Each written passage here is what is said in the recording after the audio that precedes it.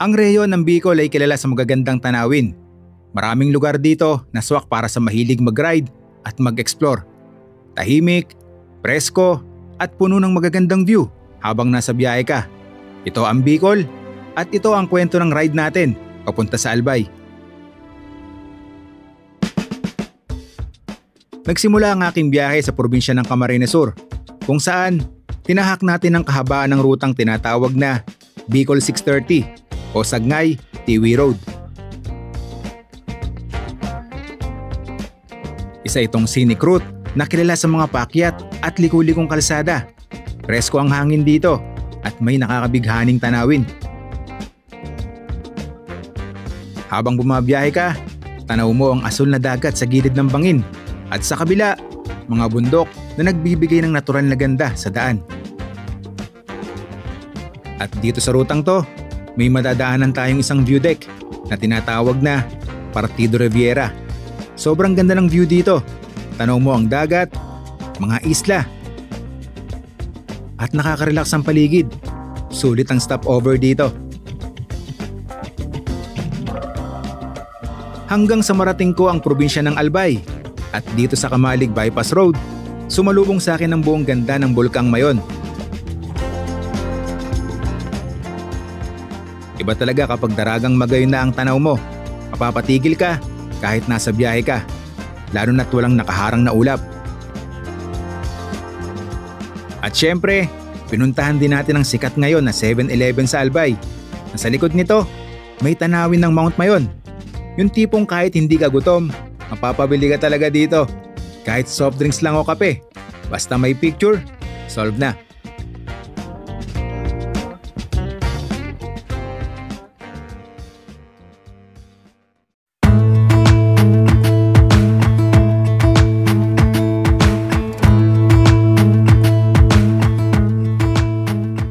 Welcome pong muli sa ating panibagong motorcycle adventure.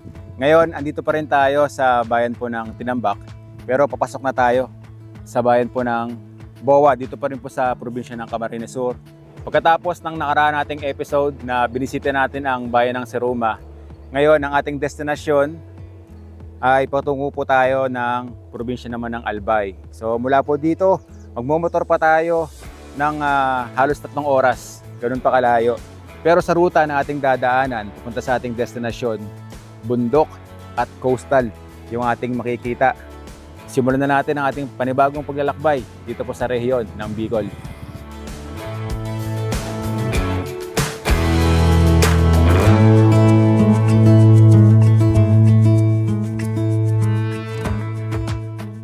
Tingnan ninyo yung kalsada na ating dinadaanan. Open area, malawak na kabukiran yung nakikita natin dito. At syempre, ang matayog na Mount Isarog. Hay! Ang ganda rin nito, no? Natatakpan lang ng makapal na ulap doon sa pinakatuktok eh. Pero dito sa baba, kitang-kita natin yung ganda, yung itsura niya na punong-puno ng mga punong kahoy. Sa ngayon, ang ruta ng ating dinadaanan, ito yung Goa Tinambak Road. Makikita natin na makakapal din yung mga puno, malilim, madaming mga sagingan sa gilid ng kalsada. Okay na okay din dumaan dito sa ruta na to. At patuloy lang nating binaybay ang ruta papunta sa ating destinasyon. Dumaan tayo sa ilang mga bayan ng Camarines Sur, ang Goa. Okay, andito na tayo sa bayan po ng Goa, Tigaon. Andito na tayo ngayon sa Tigaon, Camarines Sur. At hanggang marating natin ang bayan ng Sagnay.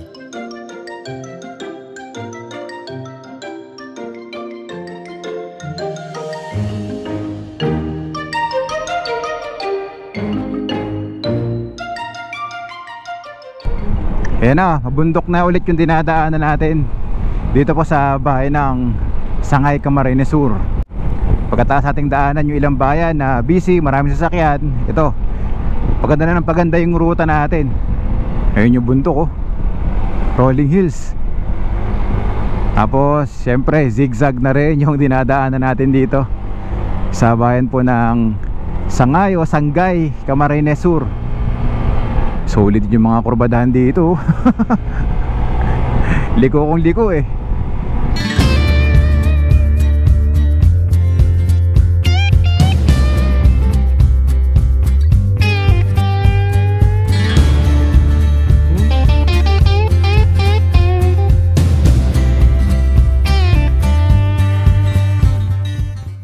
Tignan nyo guys, oh, may overlooking dito. Woo! Hay! Tignan nyo naman yung tanawin, oh. Uy, dagat na pala yun. Ganda. Yan, oh. May pwedeng hintuan dito, oh. I love Torage, Barangay Torage, Sagnay, Camarines Sur. Ay, may stopan talaga dito, oh. May viewing deck, oh. Stop na tayo dito. Ang ganda ng lugar.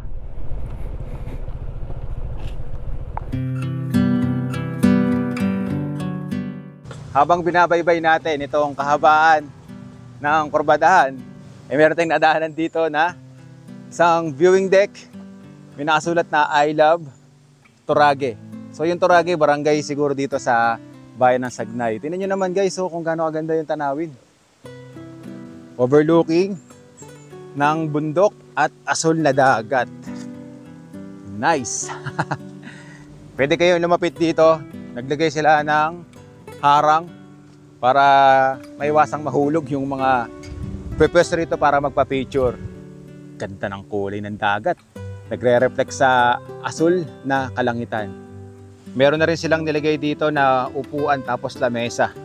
Para sa mga biyahero o turista na gusto magpahinga, yan, pwede rito habang pinagmamasdan yung magandang scenery dito sa Barangay Torage. So ito, madadaanan nyo yan kapag binaybay nyo rin po itong kahabaan ng kalsada o yung ruta na dinadaanan natin. Itong magandang scenery dito sa view deck nila.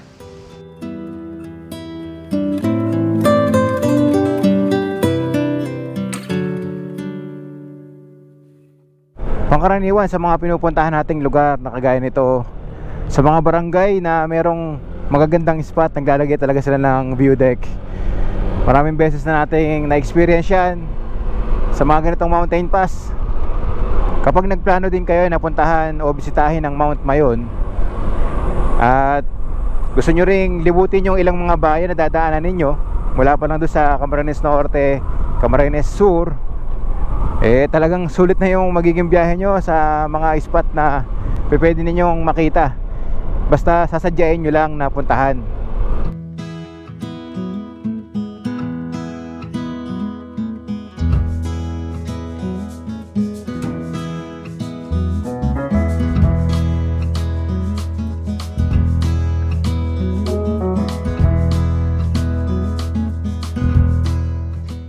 Ayan, palapit tayo ng palapit sa dagat dito sa Sagnay, Camarines Sur. Wow, grabe. Kapag nakakakita tayo ng mga open area, doon dumudungaw yung asul na dagat dito sa ruta na dinadaanan natin.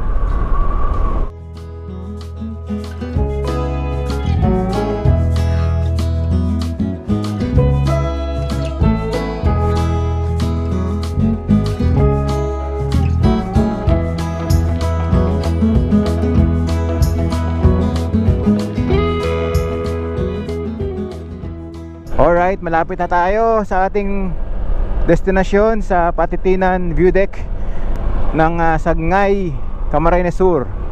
Ang hirap kasi hindi ko alam kung paano Sagnay o Sagnay. Kaya na po ang bahala magtama kung mali po ipagbigkas natin sa bayan na to, no? Ang lulupit ng pagkakakurba talaga nung kalsadahan dito sa ruta nating dinadaanan. Kaya tinan nyo naman kung gaano kabilog to.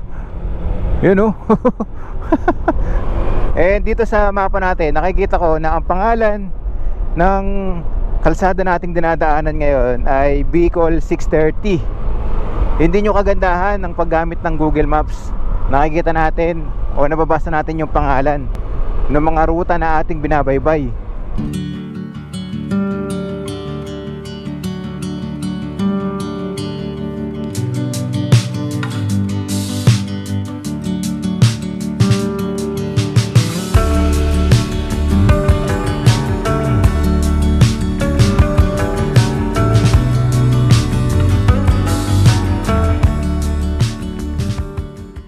I love Bongalon.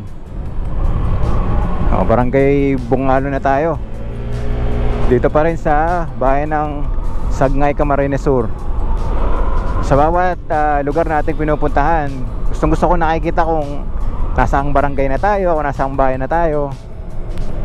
Kumbaga, kung mabalik man tayo dito, matatandaan natin. Dahil halos pabalik-balik lang tayo sa ginagawa nating paglalakbay sa mga ruta o destinasyon na ating pinupuntahan. Marami ng bahay dito tindahan. May mga nakatira na rin pala dito sa gilid ng kalsada. Tapos yung view nila, itong dagat, taas tayo ng pataas, kaya mas lalo nating nahihispatan ng maganda itong dagat na asul.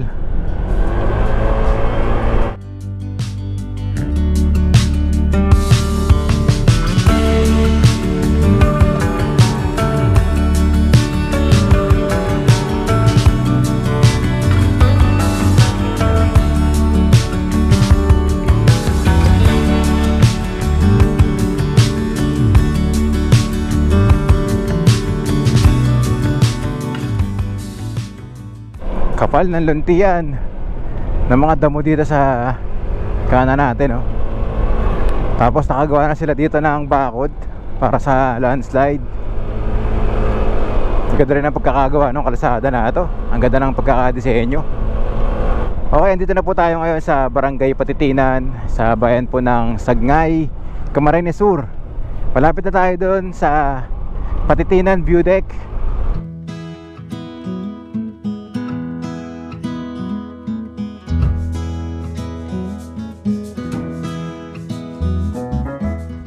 Ito na yata yung view deck. Yun! Ito na nga!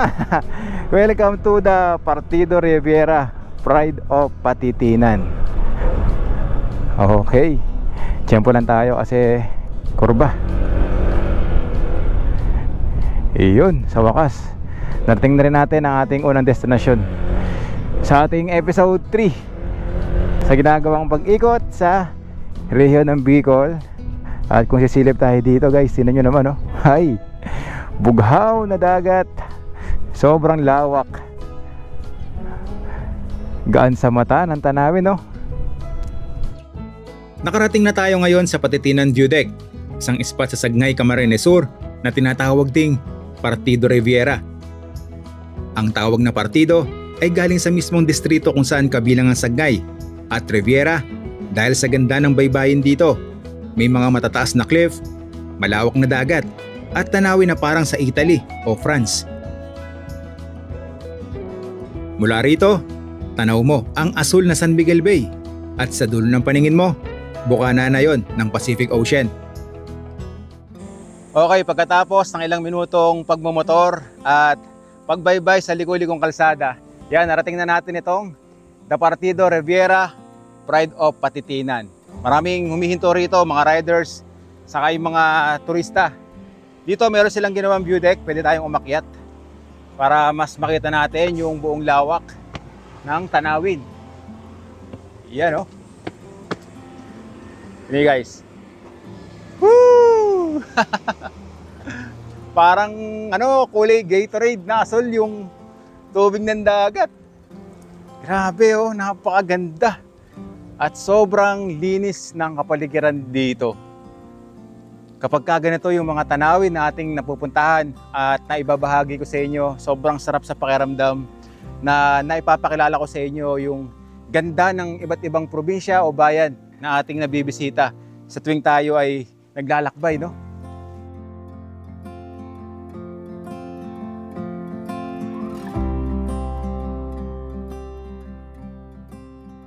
At kung makaramdam naman kayo ng gutom sa biyahe, dito sa spot na hinintuan natin, Partido Rivera, meron kayong mabibili dyan, Merong mami, tapos ito may mga kakanin, pansit.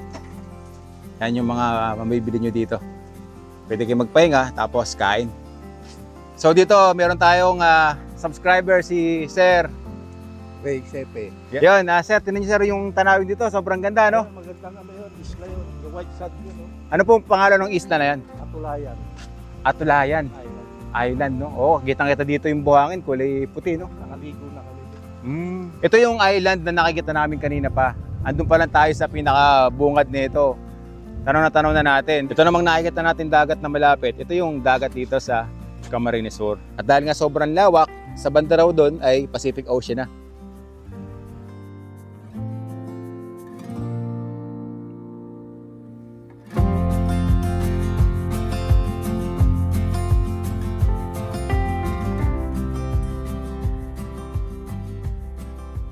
Kaya sana pag nagawi kayo dito, napunta kayo sa rehiyon ng Bicol at dinaanan nyo rin itong ruta na dinadaanan natin. Papunta ng Albay, hinto kayo dito.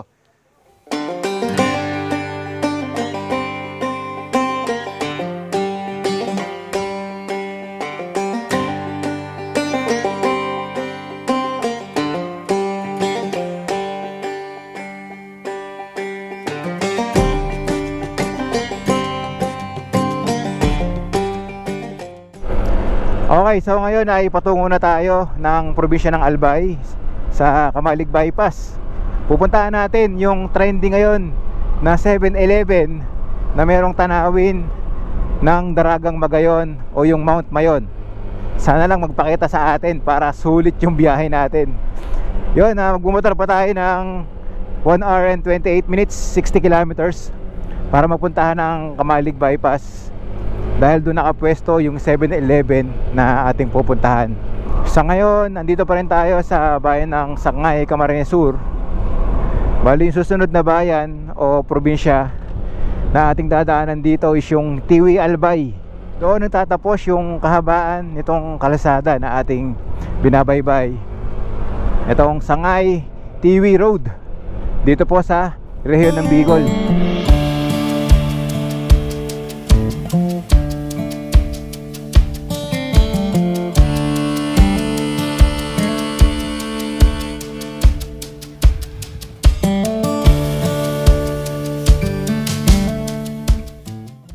Beware of falling rocks. Meron tayo nabasang ganong sign Ay, meron dito. Dahil nga mountain pass yung ating dinadaanan. Ito yung mga bundok sa taas mga matatayog na bundok na bato. Ito yung mga nalaglig na bato sa gilid ng kalsada. So yun, meron ng net kagaya ng mga nakikita natin sa mga mountain pass sa norte. Meron na rin dito.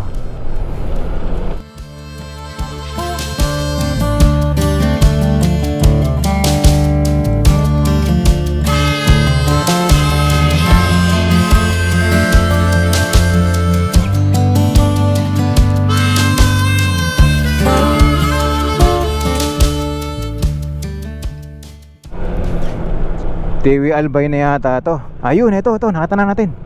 May nakasulat na.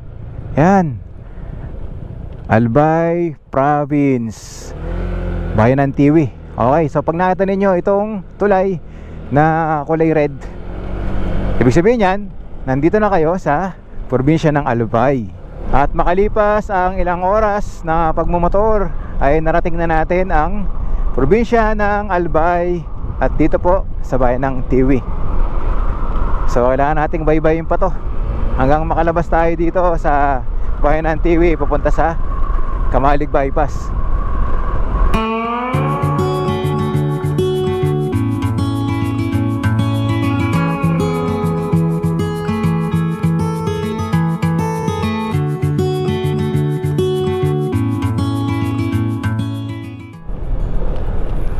So eto, Kapatagan na yung dinadaanan natin. Nakababa na tayo ng bundok. Ayan, tingnan nyo yung tanawin, malawak na kabukiran. Hello mga bata. Tapos ito yung bundok sa harapan natin. Pero maya maya nyan, akit ulit tayo ng bundok. Okay.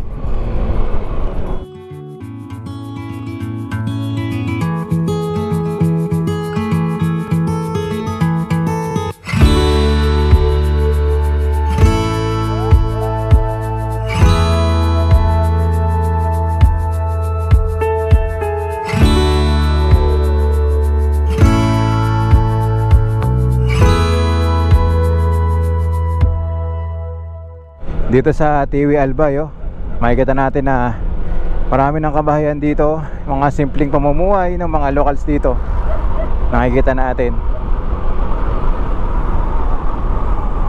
Kasalukuyan palang ginagawa tong kalsada. Dahil nga nabakbak na yung mga asfalto, kaya mas pinapaganda sa inaayos. Grabe taas tong bundok na bato na to. Nilalagyan din nila ng kulay green na screen pansa po sa mga bato o landslide.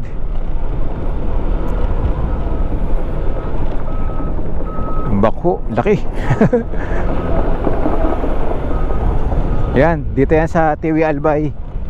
So pwede nyo rin yung makita kapag pinuntahan nyo itong ating destinasyon. Dito sa part na to, kailangan dahan-dahan lang tayo ng patakbot. Marami talagang kabahayan. At mukhang sira yung kalsada. Oo nga, lalim ng hukay. Yan, dito tayo. Wasak-wasak yung asfalto. Pero ginagawa naman Baka pagbalik natin dito, maayos na yung kalsada na yan. Woo! Hay!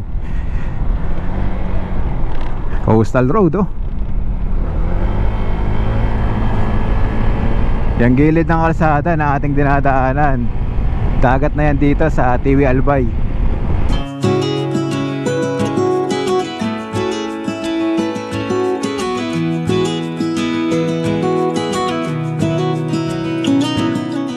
Noong unang pagkakataon na nakadaan tayo dito, meron kaming nadaanan na isang open area. Kitang kita natin yung dagat. Ganda ng coastal na yun. Malapit na yata tayo. Napakalupit din ang mga twisties dito sa Tiwi Albay. Dito sa ruta na dinadaanan natin, oh, walang katapos ang twisties. Ang ganda ng kalsada na to.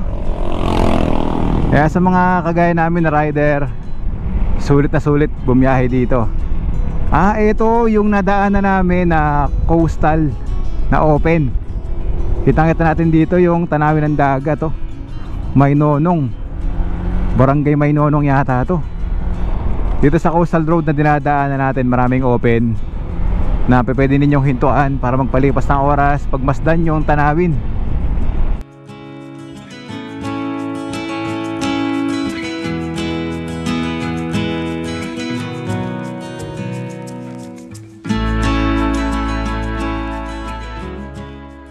Meron kami nadaanan ni Suki dito, oh. Isang bakanting lote. Tapos pag dumungo tayo dito sa pinakaharang na nilagay nila, dagat, syempre. Wow, dagat. Siya naman talagang magpapasaya sa biyahe ninyo kapag nandito na kayo sa Tiwi Albay, ayun, oh. Bukod dun sa mga coastal na dinaanan natin kanina sa Sagnay, dito sa Tiwi talagang busog din ang mata nyo sa coastal. So mga ilang minuto na lang, malapit na tayo sa kabayanan ng Tiwi. At ngayon ay mag-alas 3 na ng hapon, hindi pa tayo nanananghalian. Masyado tayo napasarap sa ginawa nating biyahe. Okay, let's go! Biyahe na ulit!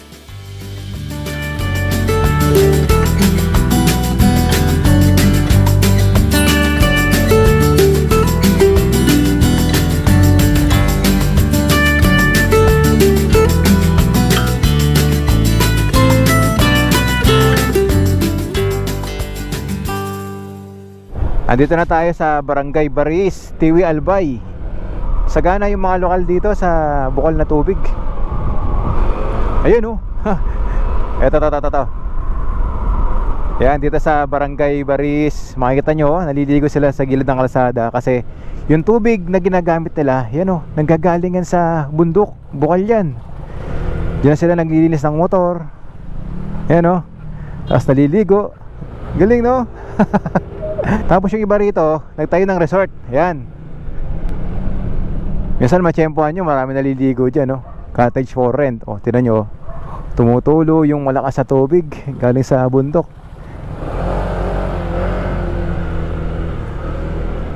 Sarap din tumira dito, no? Imagine, wala kang babayaran na bill ng tubig buwan-buwan. unlimited yung tubig mo dito. So ngayon ito, pataas na yung minomotor natin. Pakita ulit tayo ng bundok. Uy, kasalukuyang ginagawa yung daan. Ano kaya to? Landslide? O road widening? Ang lalaki ng mga bato. Solid.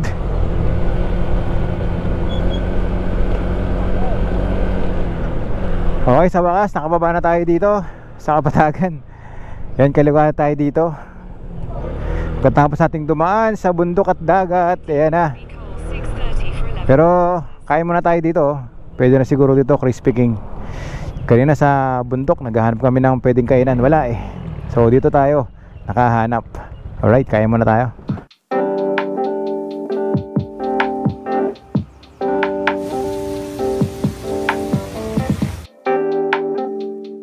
Alright, so ito yung nabili natin dito sa Crispy King. Chicken fillet, tapos Shanghai. Yung chicken fillet, 25 pesos ang isa. Tapos 8 pesos naman yung Shanghai nila. Gusto sana namin kumain ng fried chicken, kaso lulutuin pa daw 10 minutes. So matagal-tagal pa iintayin natin. Kailangan na natin kumain para makapunta agad tayo dun sa Kamalig Bypass. Dahil nga malapit na rin maghapon, baka abot na pa tayo ng ulan. So mabilis ang kain lang to, ang tawid gutom.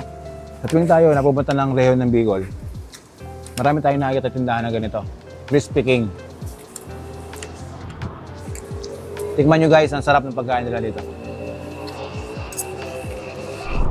Okay, tapos na tayong kumain. Tuloy na yung biyahe natin papuntang Kamalig Bypass, 7-Eleven.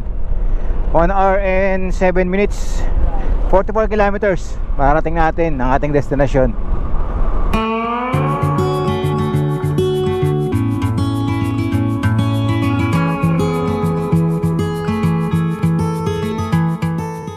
Okay, andito na tayo ngayon sa kabayanan ng Tiwi Albay. So busy na ulit na lugar yung dinadaanan natin. Malayong malayo doon sa Mountain Pass o yung coastal road na dinaanan natin kanina, na halos bibilang mo lang yung makakasalubong mo. So sa ginagawa nating biyahe, talagang dadaan at dadaan tayo sa mga ganitong busy lugar, sa mga spot nating pupuntahan. Kaya naman kapag kayo ay nasa magagandang spot na o magagandang ruta, eh talagang isulit nyo na pagmasdan yung mga tanawin o yung kalsada na inyong babaybayin. Okay.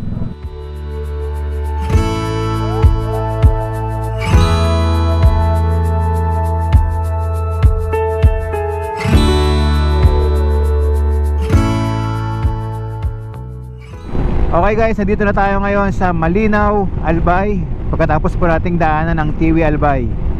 So bali magmumotor pa tayo ng 54 minutes, 37 kilometers. Imagine no, 37 kilometers pa, pero nakikita na natin itong Mount Mayon. Natatakpan na siya ng makapal na ulap. Kaya naman dun sa destination natin na Kamalig Bypass, kaya talagang mas malapit nating matatanaw ang Mount Mayon.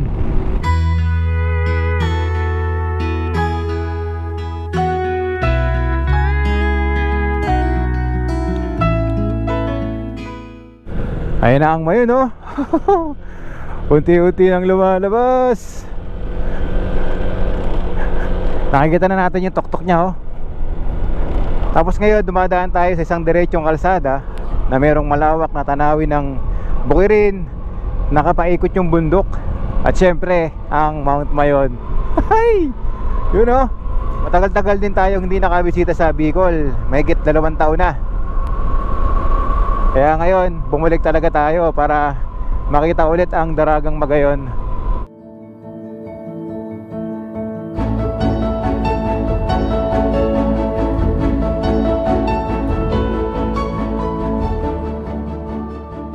At patuloy lang ako sa biyahe papunta sa aking destinasyon, hanggang sa makarating ako sa lungsod ng Tabaco, Albay. Ang ganda ng kalsada dito, makinis, maluwag, at napapalibutan ng mga puno ng nyog. At sa hindi ko inaasahan, bago pa ako makarating sa pupuntahan, bigla nang sumilip ang Bulkang Mayon.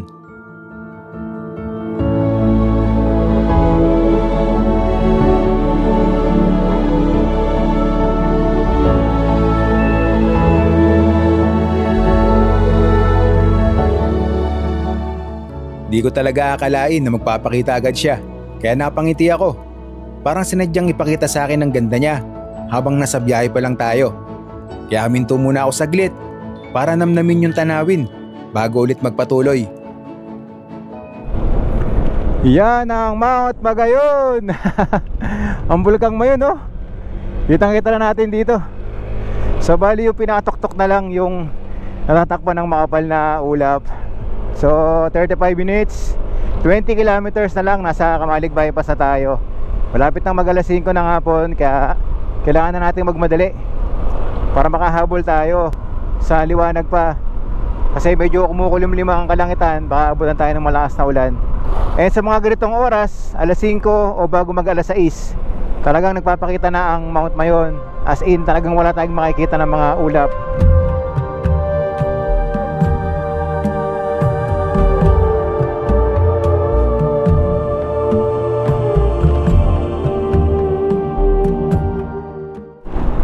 Sa mga open area na ating dinadaanan ay kitang-kita natin ang Mount Mayon, no? Pero yung kagandahan sa biyahe na to, wala pa tayo dun sa Kamalig Bypass, pero nasusulyapan na natin unti-unti ang Mount Mayon. Bali 9.3 kilometers na lang, nasa Kamalig Bypass na tayo.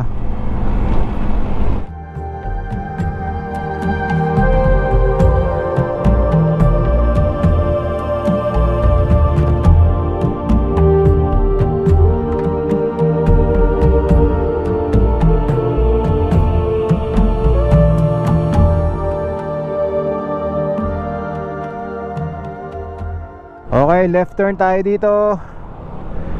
Papasok ng bypass Kamalig. Wow, grabe. Talaga sinasalubong tayo ni Mount Mayon, no? Kasi dito pagliko mo pa lang, talagang kitang-kita mo na ang Magayon. Ito na guys, 1, 2, 3. Ligo na tayo. Woohoo!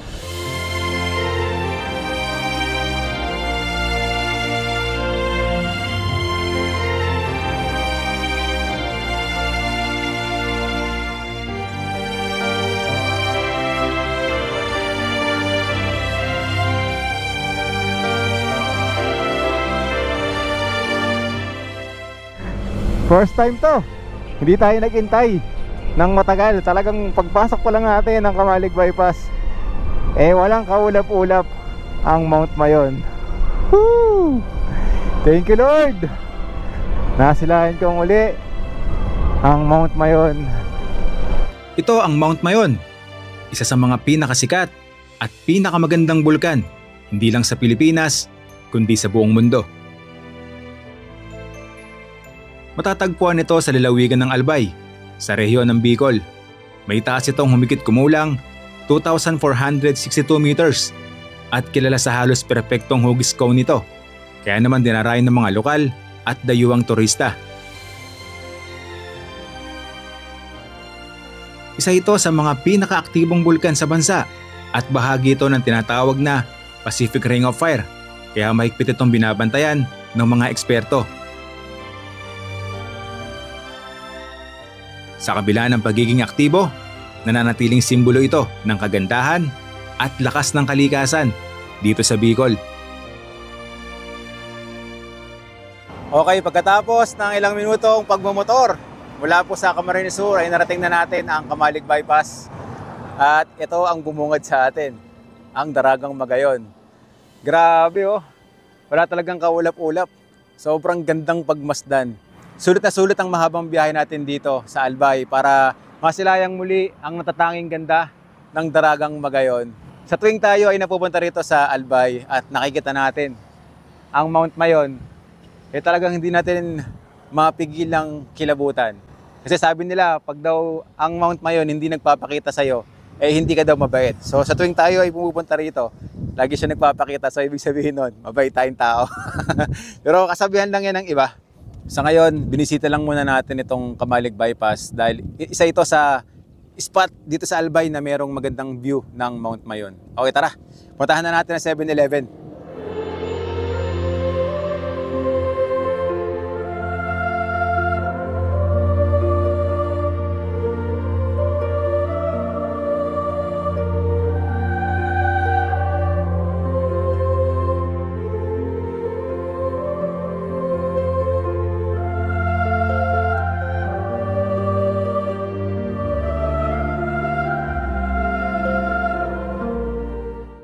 So kagaya nga na sinabi ko kanina, pagpasok pa lang natin ng Kamalig Bypass, na ito yung unang pagkakataon na bumisita tayo sa Albay, na hindi tayo naghintay ng sobrang tagal para lang mapagmasdan ng malinis na walang ulap ang Mount Mayon.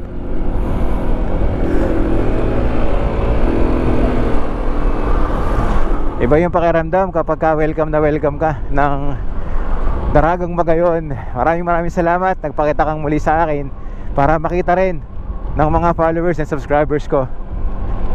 Grabe, ang ganda mo.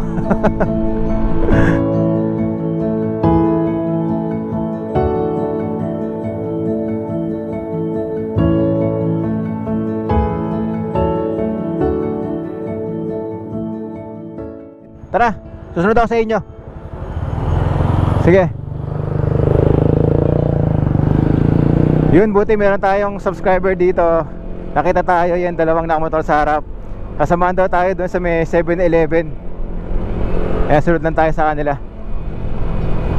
Time check 6-7 na ng hapon. Inabot na tayo ng paglubog ng araw ulit sa ginagawa natin paglalakbay. Sana makita pa rin natin yung Mount Mayon doon sa 7-Eleven. Ah, okay, ito pala yun.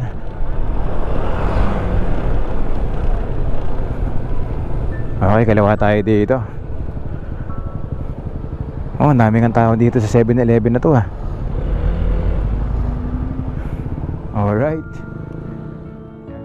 Isa ito sa mga pinakasikat na 7-Eleven sa Bicol. Dahil ang tanawin sa likod niya, walang iba kundi ang Mount Mayon.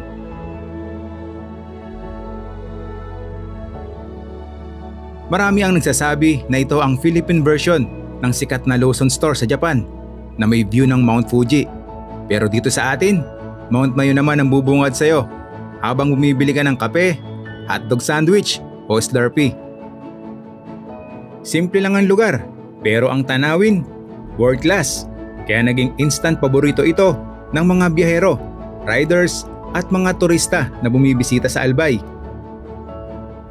Ang sarap mag-stop over dito. Kahit hindi ka gutom, mapapabili ka talaga. Kahit soft drinks lang, basta may picture.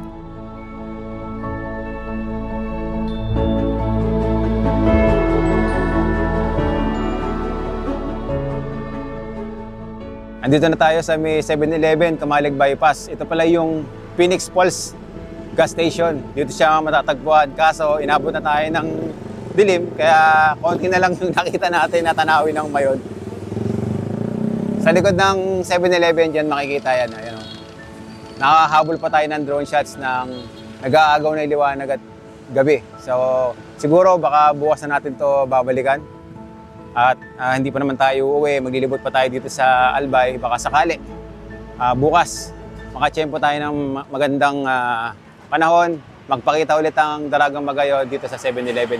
Babalikan natin. So sa ngayon, maghahanap muna kami ng bahay na matutuluyan dito sa probinsya ng Albay para makapagpahinga na rin. Then kinabukasan, kita-kits tayo sa ating paglalakbay dito.